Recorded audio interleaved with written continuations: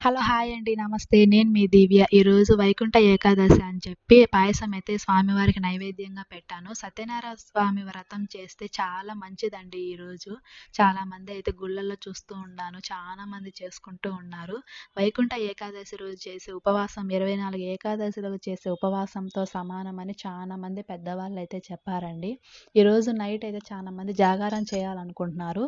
జాగారం చేసేటప్పుడు mobiles, cell ఫోన్లు అవాయిడ్ చేసి విష్ణునామ స్మరణలో ఉంటే చాలా మంచిదండి. పాయసం అయితే రెడీ అయిపోయింది వేడి వేడిగా. చల్లారిచ్చి కొన్ని తులసి దళాలైతే పెట్టేసి స్వామివారికి పెట్టాను. నా కొడుకు చూడండి గోవింద గోవింద అని చెప్తున్నాడు స్వామికి.